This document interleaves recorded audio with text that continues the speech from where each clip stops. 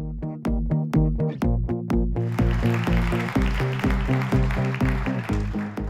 this is my studio apartment. I live in San Francisco. Oh. It's okay. I live in San Francisco, California, and I've had over 50 guests stay on that brown couch that you can see kind of in the corner, some through couch surfing, some through Airbnb, and this is really where the journey of my sharing economy adventure begins. I had random people from all over the world come that I'd never met before, that are complete strangers, sleep 10 feet away from me. So it was definitely a really big experiment in trust. And what I learned is that when you trust someone else, they trust you, and you develop a relationship very quickly. It's pretty interesting, the conversations and the expediency of how close I became with the people that stayed with me in a very, very short period of time. Woo, this thing's a little crazy. Up next, I experimented with sharing my car. So in San Francisco, there's something called Getaround, which is a car sharing platform which enables anyone to share their vehicle with people who live nearby or people maybe who are visiting. So I did that, and a lot of people rented out my car, which was kind of fun. I got to meet them and hand them the keys and that type of thing. But then I was like, well, why can't I just lend my car to someone when I leave that I don't know? So I experimented with putting my car on Twitter and just tweeting out, hey, I'm leaving for 2 weeks. Who wants to use my car and take me to the airport and pick me up? So this woman, who was twice removed from anybody that I knew, wrote me, and we figured it out, and it turned out that my insurance policy allows for anybody who's a friend, which technically she could sort of be a friend, to use my car for up to a week and up to 500 miles. So I let her know all those details, and she was perfectly insured. She did get a ticket while I was gone, but she paid that, so. And I got a ride and a new friend, so that was fun. This is me not really working from the beach, but pretending to be working from the beach. But the idea of this is that, yeah, I really have worked from all over the world. I started an internet company when I was 14, sort of on accident. And I've had the luxury and fortune of being able to work from many places in the world and have adventures. Doesn't really work to actually sit like that on the beach, but it's another story. This is kind of a funny photo. I just love this photo because I remember this moment so well. This is my friend Matt. I met him on couch surfing. We met in Italy through this thing where it showed you who was actually traveling nearby. And so we went on a few different adventures together. We traveled around, and every time we took a train in Italy, we had a bottle of wine. That was my rule. So this was just a funny photo that I took during that time. This is actually a picture of a villa in Bali. I had 10 entrepreneurs come with me to live and work with something I called destination co-working, because I loved co-working so much, hanging out with entrepreneurs in my local ecosystem, and then extrapolating that to, let's go to Bali and hang out in a house and have a really good time and work on our companies and our ideas and whatnot. So all of these things led to writing this book, which is titled It's a Shareable Life, which is a practical guide to the sharing economy, which was published about a year and a half ago. So what is the sharing economy? The sharing economy is, at least based on the book at the time, an underutilized resource and a peer-to-peer exchange, the ability for people to save or make money, and via trust created by networks online. So it's very much in the digital. So now I'm going to talk about a few different trends that I see happening. The first trend of the future I see as digital transformation. I think you guys talk a lot about this in Europe. This isn't a familiar term in the US yet.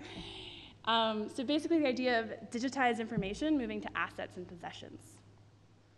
Okay, this is me again. There's a lot of photos of me in here. I am moving out of my storage unit in this photo. I realized that I spent $10,000 in 6 years and never actually saw my stuff. And I went there maybe twice. A couple of times shortly after I moved into my apartment in San Francisco in the whole 6 years. So I found out about a new service called Omni in San Francisco, which enables you to basically catalog all of your stuff, flip through to there, and access it anytime. So they'll actually deliver your stuff when you want it. But the really cool thing about this is that they actually allow you to lend your stuff too, so they'll deliver it to anybody anytime. So I actually lent my tent to a good friend for Burning Man. Just a couple clicks here, a couple clicks there, and boom, he has my tent. So it's kind of a fun way to have stuff and actually access it and also share it, which I see is the nexus of what's happening next. Nobody's really been able to nail stuff sharing, I think, until now, and it's actually through storage, which is interesting. So yeah, I moved out of my storage unit, and now I'm paying $40 a month, which is pretty cool. And they helped me get rid of the stuff that I wasn't using in all of the areas of my life that, like, you know, I just threw a bunch of boxes and papers and things that, like, I didn't want to deal with. So that was really great. This idea of digital transformation, meaning life in the cloud, sort of like living from anywhere, on-demand storage, shared rides instead of owning a car. You don't even need a car. I still have a car. I don't know why. And a lot of people are actually living in the nomadic movement and living from Airbnb and couch surfing all over the world as they work. So trend number 2, market disruption. I'm sure you're familiar with this one, so I'll go quickly through it. How has the sharing economy disrupted traditional industries? So first of all, travel. So today, I mean, a few days ago, I think Airbnb opened in Los Angeles. Brian Chesky, one of the founders, actually announced that they have something called Airbnb Trips, which is basically a way for anybody to create an adventure for locals. So I guess you guys could even do that here. You create an adventure and then you just set your price tag for it. If you know, like, your favorite local coffee shop, or maybe you have like a dance class that you go to and you could put that in a package or something. So I actually set up a sharing extravaganza experience maybe like an hour ago. We'll see how that goes. So yeah, Airbnb is definitely disrupting the travel industry. I know some of you here are from the travel industry. All told, for every 1% increase in Airbnb bookings, there's a 0.5% decrease in hotel revenue. Retail. Yeah, Etsy has 1.5 million individual sellers from all over the world, 35 million products sold. This is huge. That's individuals selling peer-to-peer. So it's maybe the evolution of eBay onto handmade goods. Transportation, this one's maybe a little more obvious. You've got Uber and Lyft and all these things. Taxis are fighting for survival. And a shared car, depending on who you talk to, is anywhere between 7 to 12 cars replaced. So this is a lost revenue of $270,000 approximately if you were to buy the cars. Finance, actually, this is one of my favorite ones. A lot of my VC friends actually argue with this one and say the stats aren't exactly right, but I think maybe they're just afraid, and that is that crowdfunding is looking to surpass VC in the future. So we'll get more into that in a little bit. Trend number 3, this is my favorite, super excited about, I don't know what I keep doing there, about shared value. But this is basically the idea of moving from the sharing economy to a shared economy, meaning that we can share more than just our assets and our digitized information, and we can move on to actually integrating that into sharing in business. Wouldn't it be great if businesses operated like communities instead of having to tack that on as like marketing or HR as some way to promote a company? So how to do this? First, let's talk about share what. What are the things that maybe we don't currently share? In many cases, we don't share profit, housing, the earth. We're working on that one. Many other things. And I love this.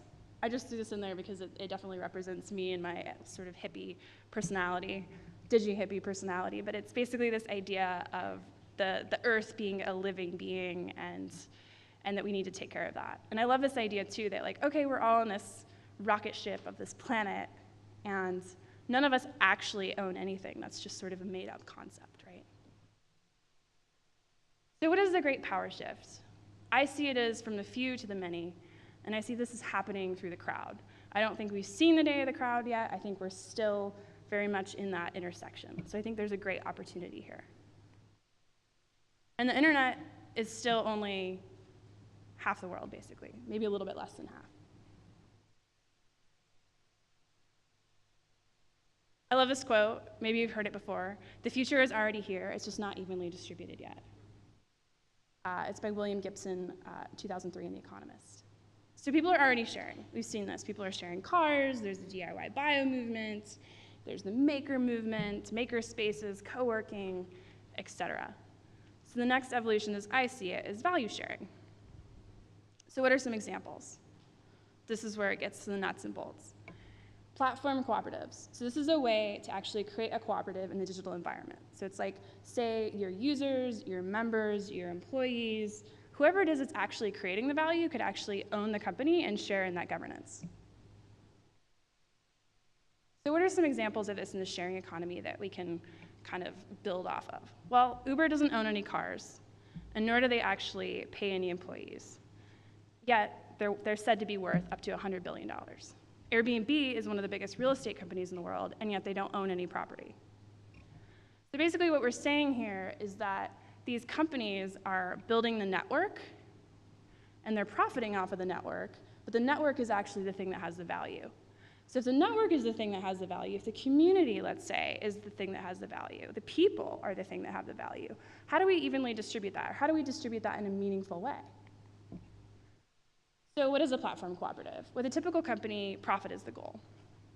And with a platform cooperative, surplus is. It's a slight change in the words, but surplus meaning that it's the extra amount goes back into the company, back into the employees, back into the members, back into the users, back into creating more value for everybody. So the effort of everyone in a typical company is extracted. So there's typically like you buy labor or resources and then you just mark them up. In a platform cooperative, you actually take the resources and you say, how do we distribute this value? So this is actually happening a bit in the sharing economy now. There's a few companies that have cropped up. One is called Loconomics, and this is another one.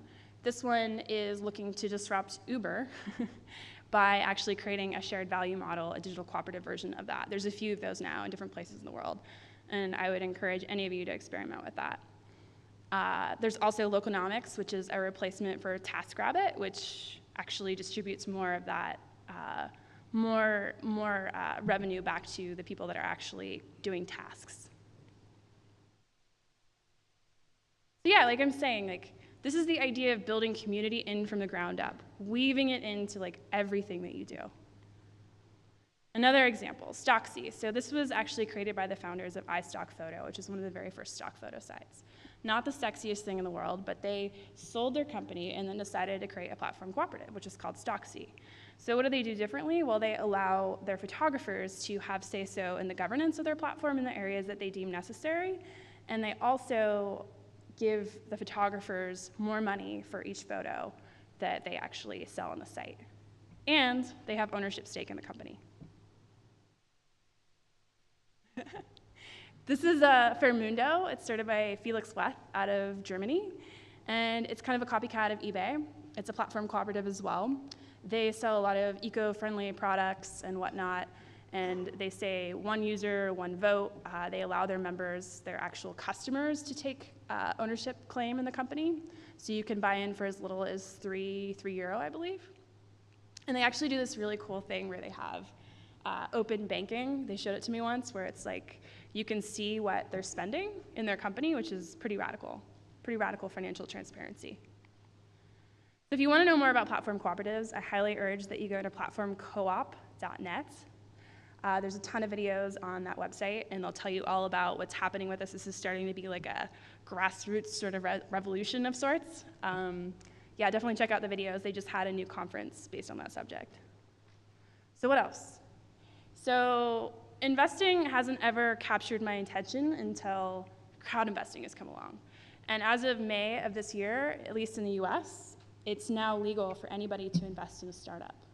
So not just accredited investors and not just sort of accredited investors that are rich, but anybody. So why is this important from the perspective of shared value?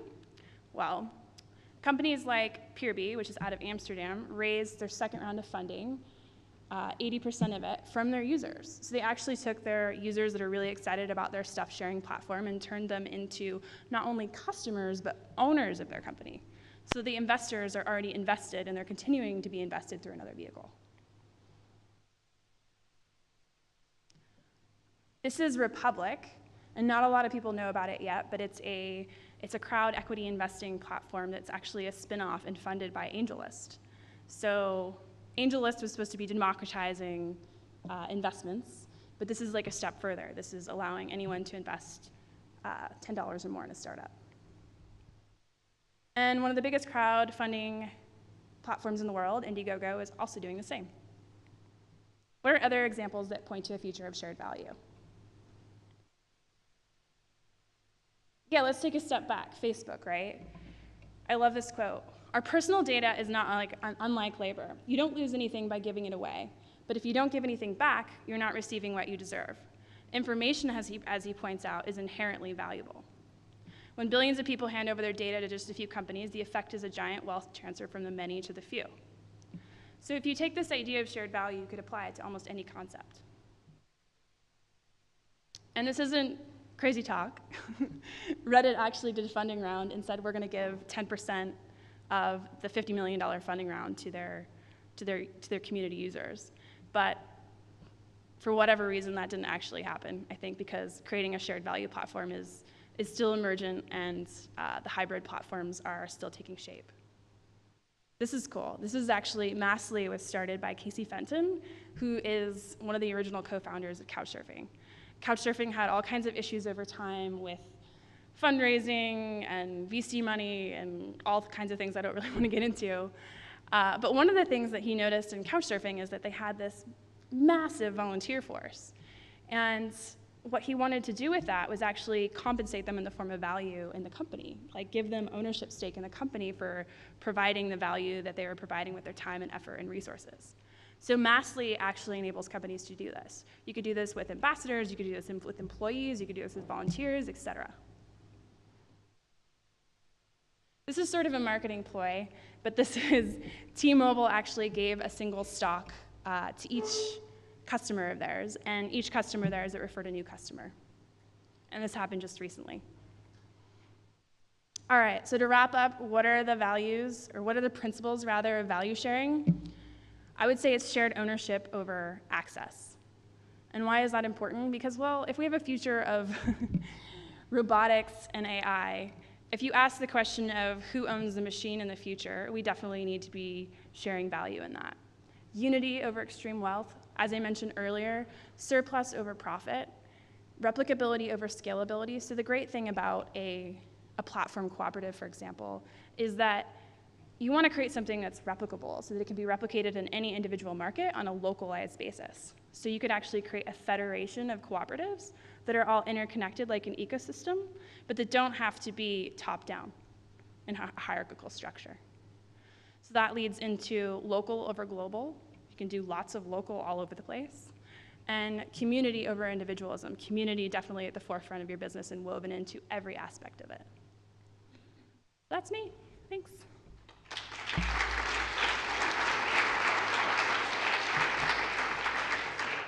Let's say if I'm a billionaire and I have this massive company and I've enjoyed, getting data from everybody else and, having people work for me that earn me money, it's difficult to convince these massive corporations to move perhaps into this shared model. And I was wondering what kind of thoughts you have on that. I mean, I think it's as much of a cultural evolution and revolution and a grassroots sort of coming up endeavor as much as it is on the corporate level. I think as corporations see, hey, T-Mobile's giving away stock and Uber's considering, not that they are, but like say they were, giving an equity pool, like this is going to be part of what's expected, in the future, I think. So you're kind of saying that perhaps... I think it'll work both directions is what I'm saying. Yeah. And I don't think it's like a zero-sum game where it has to be a platform cooperative. I think it can be an equity pool of sorts. Like it doesn't have to be... That's the most pure form, in my opinion, but I don't see that happening with every company overnight, or even with every company, period. Yeah. So perhaps maybe a few years down the line, 50, 100 years down the line, a company that doesn't behave in some of the ways that you've indicated won't even be considered a sexy company for a consumer to buy something from, and they won't want to be a part of a company that doesn't treat all of its stakeholders equally and tends to take benefit for the few.